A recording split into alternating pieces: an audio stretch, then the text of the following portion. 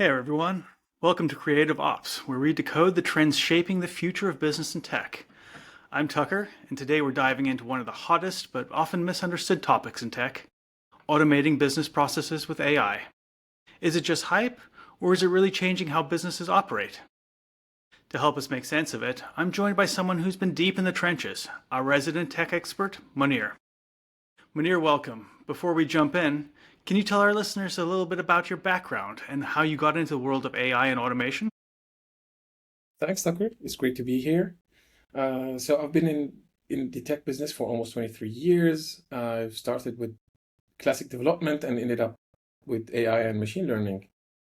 It's great to be here. So this is a topic that I'm really passionate about because when AI can be a game changer, a lot of people are still trying to run before they can walk. So today we'll talk about where AI automation actually works and where it doesn't. All right, Monir, let's get into the good stuff. What's actually working today when it comes to AI automation and building processes? There's so much hype out there. Let's start grounding this in reality. Totally. So there's a lot of noise out there, but also some really practical, high impact use cases. So let me break it down by function. Those are the areas that I've seen AI deliver really repeatable and really high value. Let's start with customer support. So one of the biggest wins is using AI chatbots in customer support, not to replace your human agent entirely, but to handle the first level of interaction.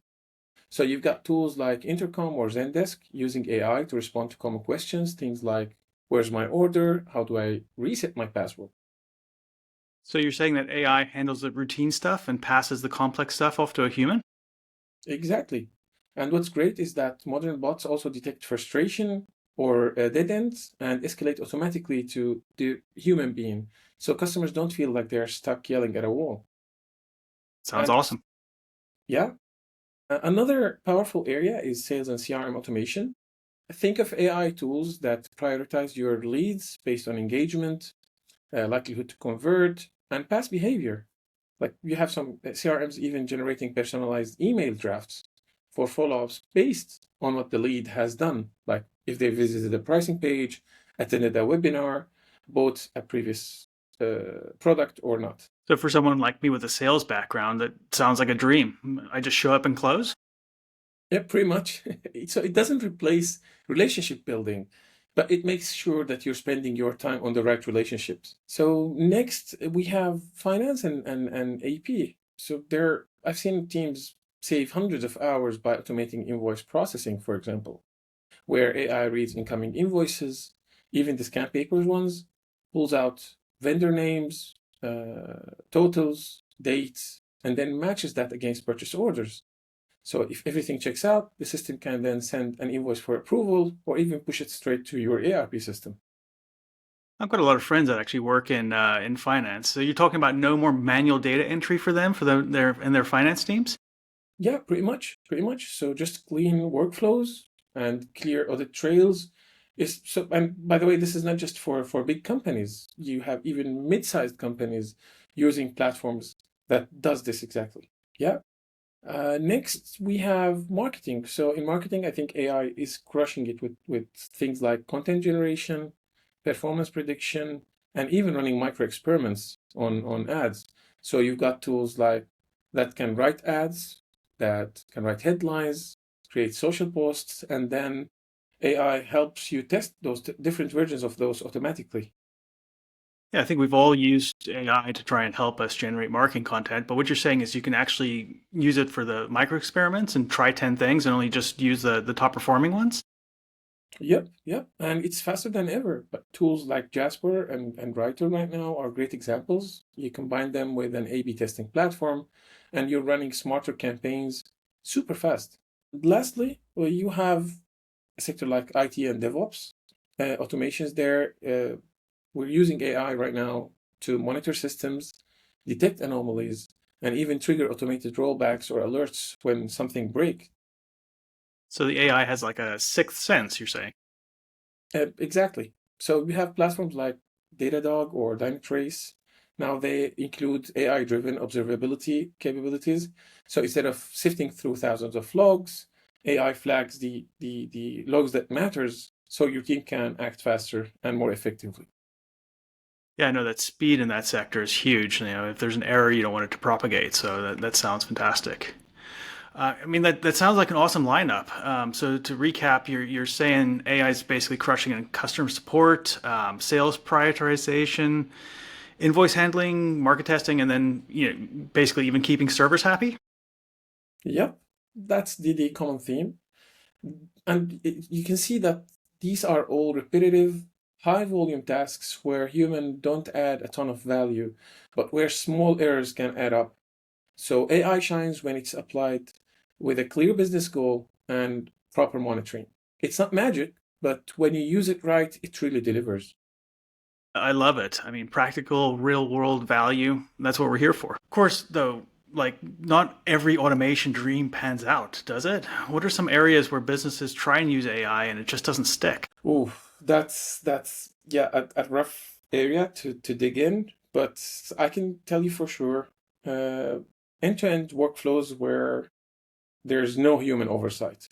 Like AI can get it 80% of the time right, but that last 20% of the time needs people, especially when it comes to edge cases. And the second thing is when you're over automating stuff, especially in creative or strategic work, like writing a tagline, maybe crafting a full campaign strategy. That's still a human job. I mean, you need a human being overseeing what the AI is doing and working with the AI to create the perfect strategy. The other thing is plug and play myths. So I think a lot of people are still thinking buying an AI tool is just like flipping a switch. Okay, but it's far away from that. Like I think good automations needs clean data. You need to have your context right, and then you need to have an integration team to put it in to the work. So it's not just like set it and forget it. There's still a lot of assembly required. Yep, there is. So, Monir, you've worked with a lot of companies on this. Can you share real examples where AI automation has made a measurable impact? Oh, that's a tough one. Yeah, we've worked a lot of companies with a lot of companies on AI automation and implementing machine learning in their processes. I think one of the greatest examples and a recent one is actually from a mid-sized manufacturing company that we work with in Sweden. So they recently moved their entire AP, account payable process, to an automated platform that we also work with. So, like many growing companies, they were drowning in manual invoice handling. So every month they would have thousands of invoices received, some of which mailed, some others were just scans from paper, others uploaded from suppliers' platforms. Each invoice had to be reviewed, checked against a purchase order, and then approved through a specific order by a department head, and then entered into their accounting system. So in this case study, you would see, I think the main pain points were you have a lot of late payments due to the backlog, a huge backlog that you have with those invoices. Second thing was there were a lot of errors in manual data entry. And third, that was the lack of visibility into invoice status. So you have thousands of invoices and you don't have a dashboard where you can say, oh, 50% of my invoices have been approved, 50% haven't. So they decided to automate. We have adopted this platform. We have a platform that we worked with before, which combined AI-powered invoice data capture with automated workflows. So here's how it worked. First of all, you had invoices routed directly into the system, no matter the format or the source. Like you had, this system had its own email address, so it can receive invoices emailed from vendors directly. You can scan and upload any type of invoice into it, PDFs, images, whatever. Even the ones that were handwritten invoices. Or you could give an access to your vendors or customers to upload their own invoices into that system. Then comes AI. So AI automatically extracts all the key fields. So we have a machine learning model trained to extract vendor data, invoice amount, due date, purchase order number, and line items. Like even handling messy PDF scans was done in this system. It then matches the invoice to existing purchase orders in this company's ERP system. If everything checks out, it would automatically route the invoice to the correct approver. So it would just push it to someone who needs to approve it based on the workflow that it came into. If not, if there was anything missing, if there was an issue with extracting data, it would just flag it out and send it to a human being for review. And finally, once an invoice is approved, the system just pushes the invoice directly into the financial system of that company, their accounting system. So it makes paying those and collecting payments for those invoices really simple. What I can say, as far as I remember, like in 3 months of switching to this automated AI system, this company, they had, I think, more than 80% of their invoices were fully automated. So no human touch needed or whatsoever. They reduced their AP processing time by over 60%, which actually allowed their customers to focus more on more humane processes. Third thing, what their errors and payment delays dropped significantly. I don't have a specific percentage for that, but they were so happy about it. And that was all in the first 90 days of application. And finally, their finance team shifted from data entry mode to value-added work, like analyzing their trends and vendor management. So what I love here is how they didn't try to revolutionize everything at once. They just focused on one high friction process where they had a lot of pain, and they let the AI and automation handle that repeatable part of it. And the results spoke for themselves. I mean, such a smart use of automation.